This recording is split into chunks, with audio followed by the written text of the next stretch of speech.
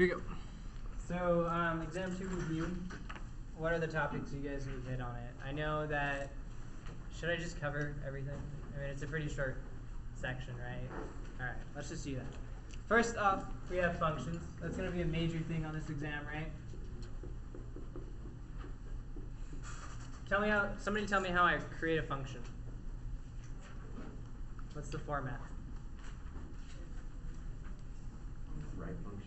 Right, yeah, so that's correct. So first off, we start off with our header, function header, right? And normally, we'll have some output variable here equal to some function name with some input variable, right? Right, this is what we normally see for a function. And how do we end a function, you guys? Return, yep. If you're doing assignment 7 still, please end with return for your functions and end your if statements with ends. It makes life a whole lot easier. So with functions, you can have some help stuff here, right? And then you'll have like math stuff here. And then we can also have a function like this.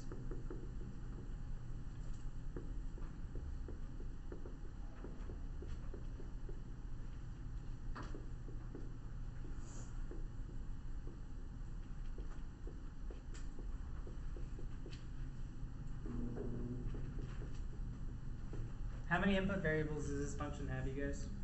1. How many output variables? 1. Good. I'm glad you guys see that. And is there any difference between these two functions, the one I have over there on the right and then this one I'm about to do now?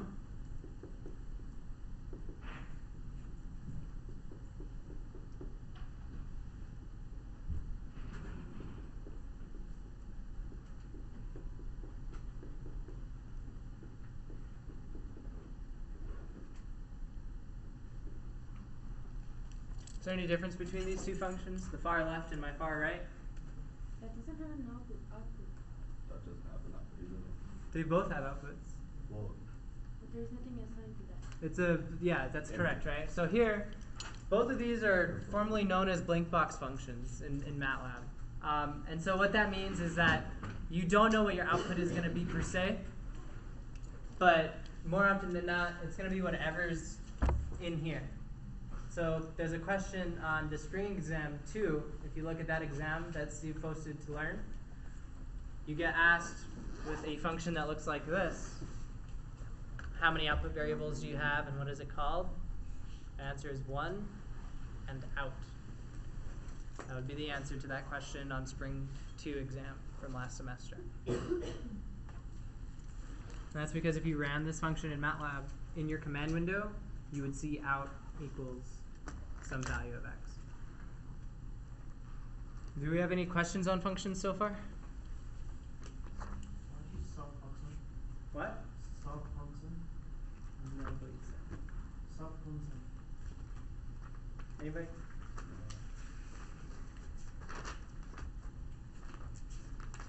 Try that again, because I don't know what you're saying. I can't understand you right now. It's a sub function. Sub. Is sub function. Sum? The sum function? Okay, what about the sum function? You want me to cover that real quick? So basically what the sum function will do is it'll sum up a value, or it'll sum up an array of variables, right? So if I have a equal to 2, 4, 3, and 6, right? And then I type in x equals to sum of a.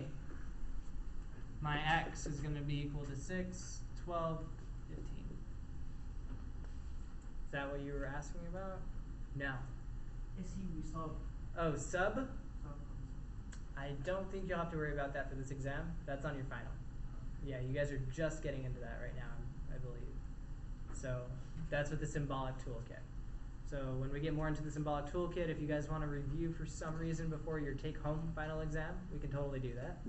But right now, let's focus on what's on exam 2. And we'll talk about that in lab in 2 Wednesdays, okay? So we'll cover that. They didn't give me an eraser. This is great.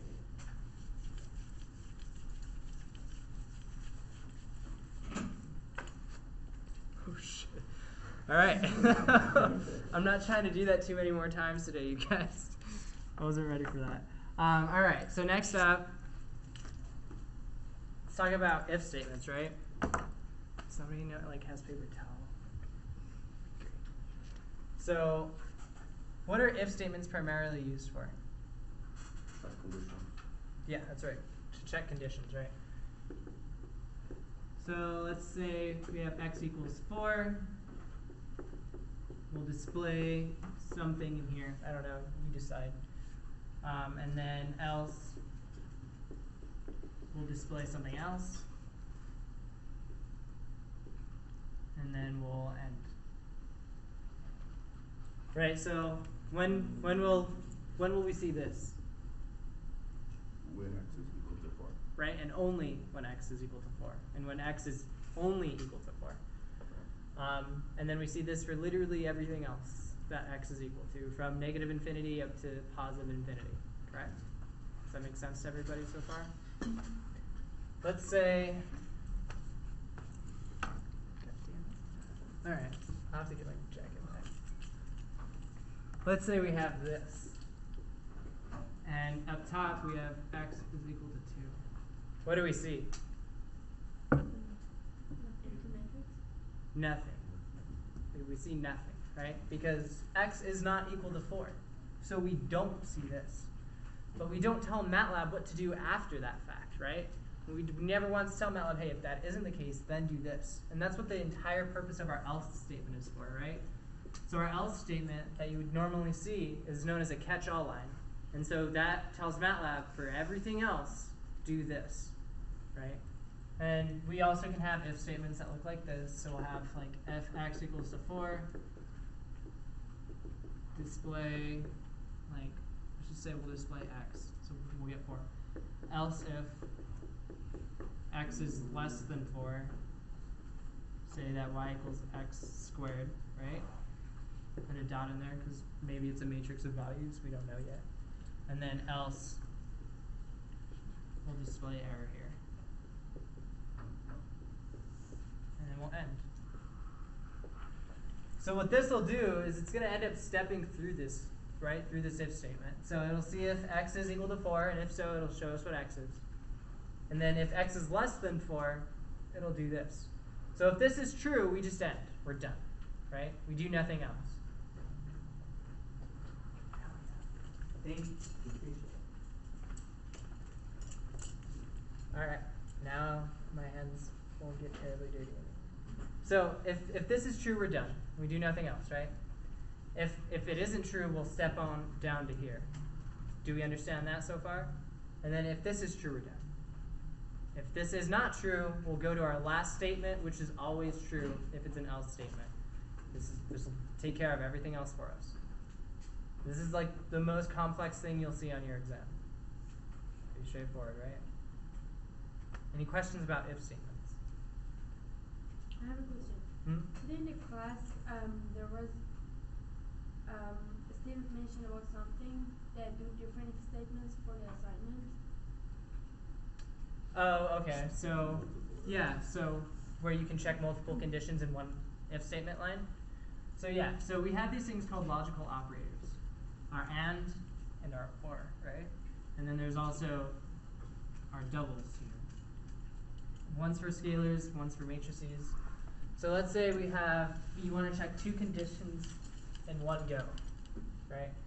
So, gotta go back to this side. If x is equal to 4, or x is greater than 10, we'll just display x, and then we'll end our function, or end our if statement. And then on the other side of that coin, we can say if x is equal to 4, and y is greater than 10, we can display x, comma y, and then end. So this allows you to check to see if one or the other condition is true, right? And if one of these is met, not both, both can be met, but if x is 4 or x is greater than 10, you're going to show what x is here, right? But here, both conditions must be met every single time, right? x always has to be 4 and y has to be 10. So if you're looking at a graph, an xy graph, right, really you're just looking at a point of 4 comma 10. Like that's the relationship you would be looking at. Does that make sense to everybody? Do we have any questions left for if statements? Yes. So on the assignment, that part that says for the H and R, Mm-hmm. the part that says it has to be greater than R, and what also smaller than H minus R. So then you would see if, We have to use this and, right? yeah, so you would be looking at if h is greater than r and h is greater than h minus r. This is a rough thing. I don't know if this is exactly what you would write, but this is akin to what you'd probably write for that assignment. Yes. So you wrote double n, or you wrote and or, and then you did double n and double or. What is double n and double or? So one is for a scalar and one is for a matrix, and we just talked about this in section 9. And I definitely mix up when one works and the other doesn't. I don't think you'll be having to worry about this on the exam. You'll probably only be seeing a single and and single or. These work with both matrices and scalars, to my knowledge. And then these only work with scalar values. So that's what I believe. I would have to check that. But on the exam, you'll probably be seeing these. These are the default, but I always recommend using them. Any other questions with if statements or logical operators? Yeah. If H is a matrix and half of the values are smaller than 4, for example, and half of them are greater, then what happens? Because I try to make a matrix, it doesn't actually work. Okay, so that's a good point and something I should have talked about too real quick. So when you work with a matrix inside of an if statement, every value in that matrix must meet those conditions. So if we're looking to see if x is equal to 4, right?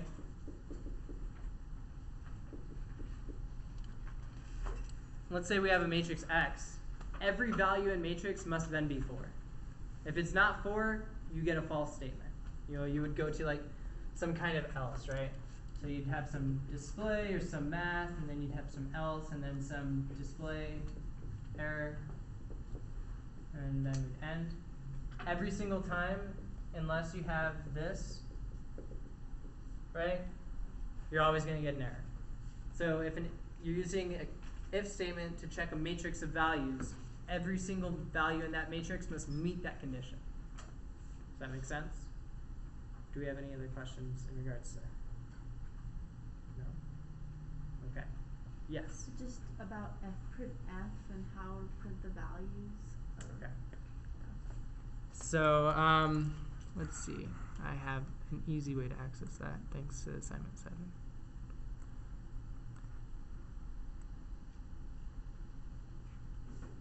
Okay, so let's talk about the first fprintf statement in assignment 7. That's probably the easiest example to show you guys.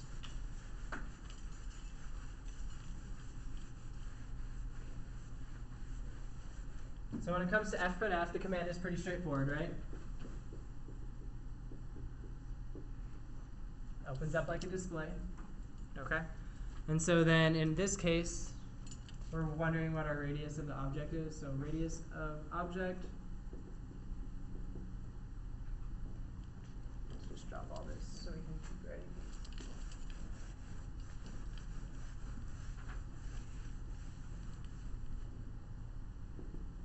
And then I believe from there you want to give your accuracy. Yep, that's correct. So you give your accuracy, which is %.2f. What does this %.2f tell us? 2 decimal places. Correct. 2 decimal places out. And then we'll say and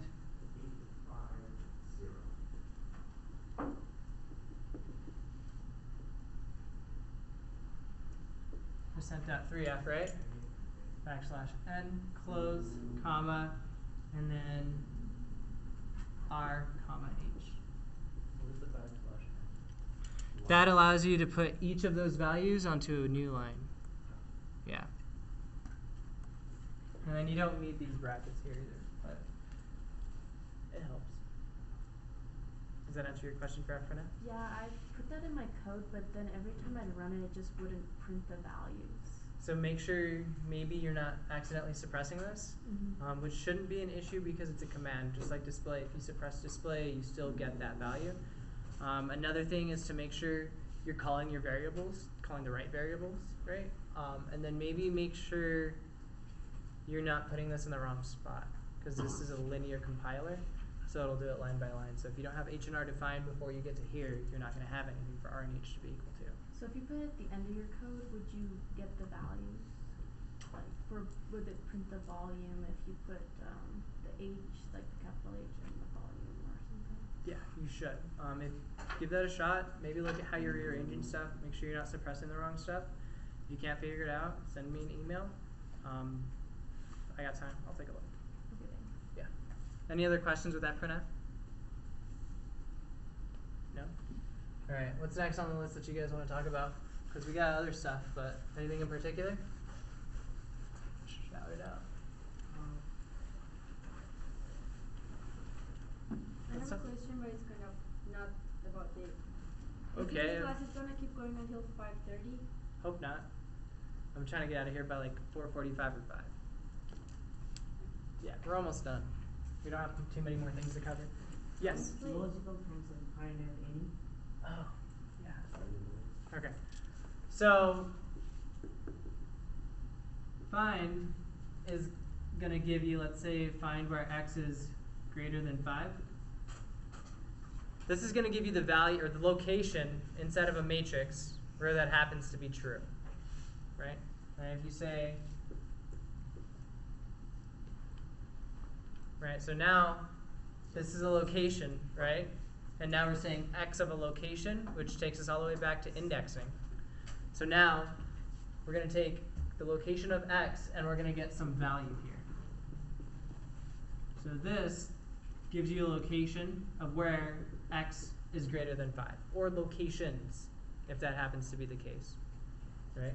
So let's say I have 2, 7, 3, 8, 5, and 6, and 9. Nice. Let's drop this. There we go.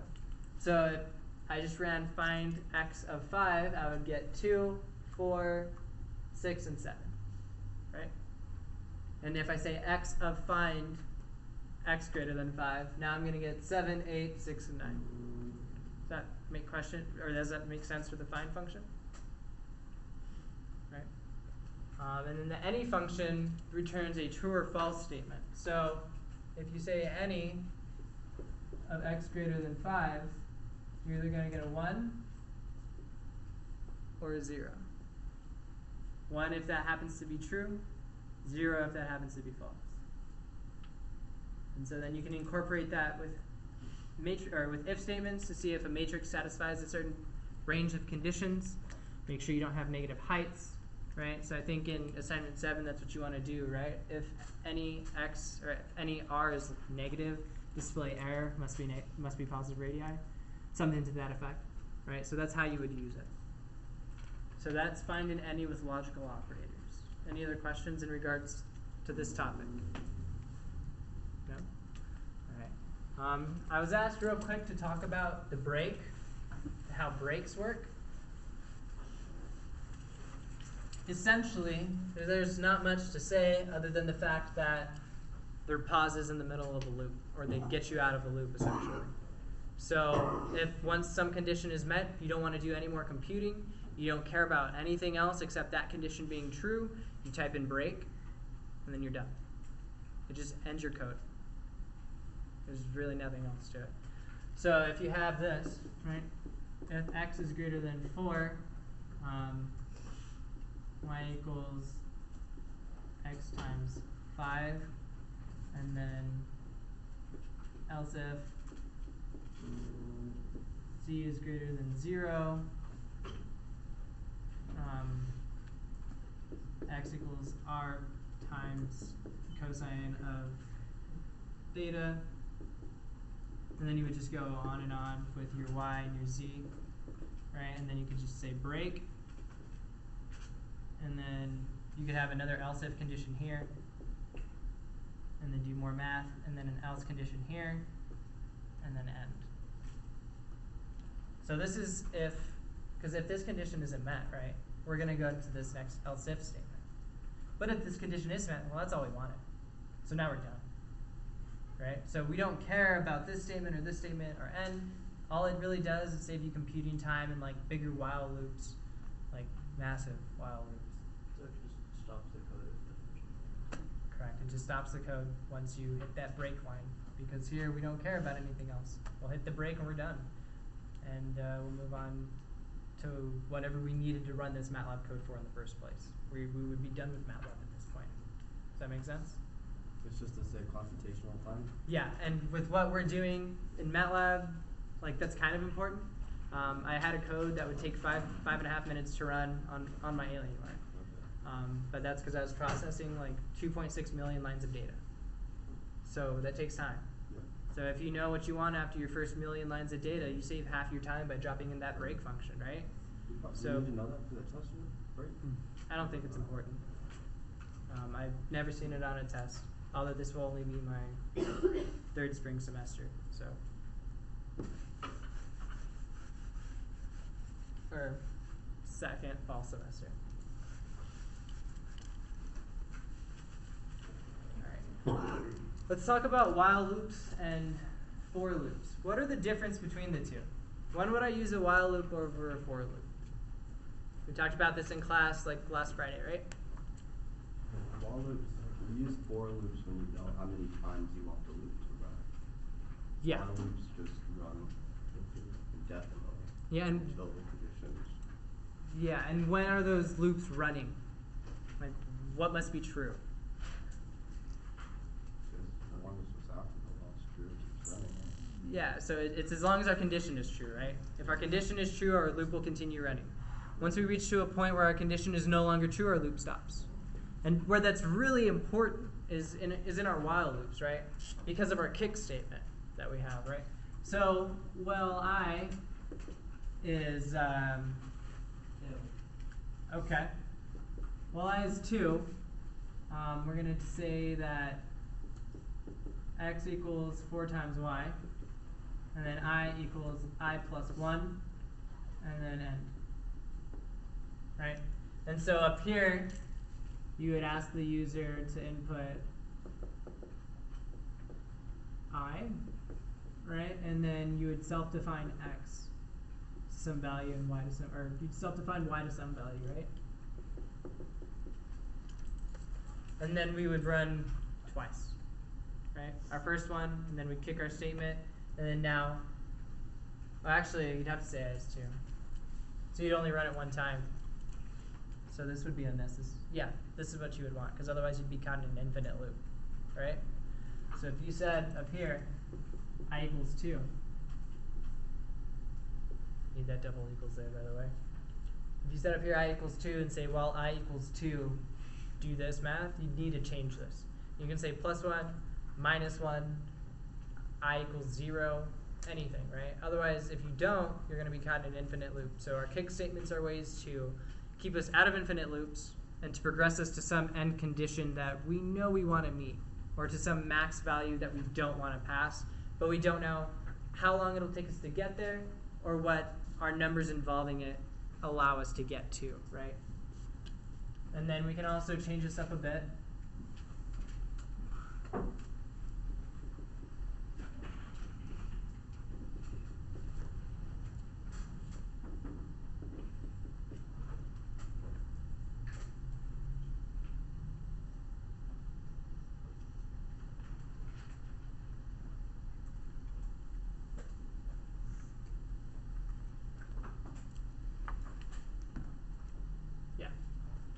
So how many times is this loop going to run, you guys? There's a question like this on the exam.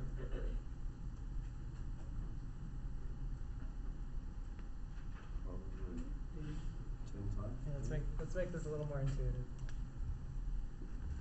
There we go. So how many times is this going to run? 10 times. 9 times. 9 times, right? Because once we hit 10, we're done. So we won't run that 10th time, right? Yeah. And what are we going to get in return? What is x going to be?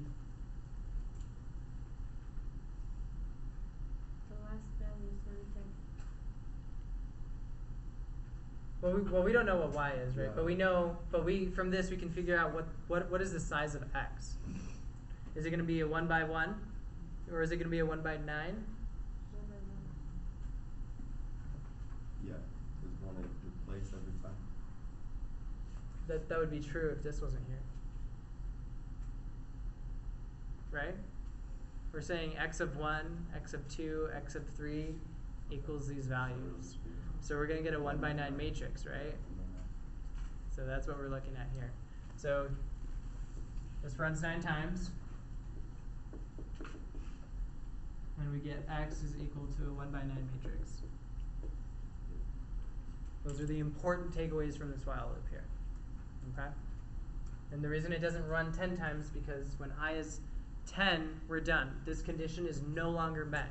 And when this condition is no longer met, this loop no longer runs, right? That's probably the most complex while loop you'll see on the exam. Yes? In the parentheses, is that colon or I? In front of x. I. That's parentheses. Yeah, right here. So sorry. It's That's I. parentheses I. Yeah. Any other questions in regards to while loops? Alright, and I started out with while loops because for loops are the way less complex version of this. Because you'll have for I equals like 1 to 5. You can say x of I. Actually, I wouldn't even say that. I would say x equals 5, y equals 4, and then z equals x to the y. And then say I equals I plus 1.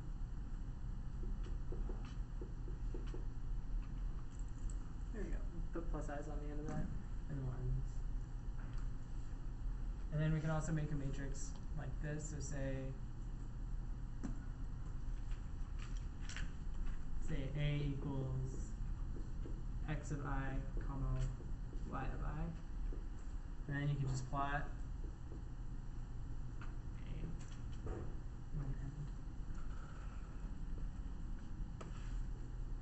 You're not going to say anything more complex than that. That's trash right there. I'd be mad about that personally. So all you're doing in this for statement is for when I is 1 to 5, you're finding what 5 plus I and 4 plus I are, and assigning those values to x and y. And then from there, you're saying z is going to be x to the yth power, right?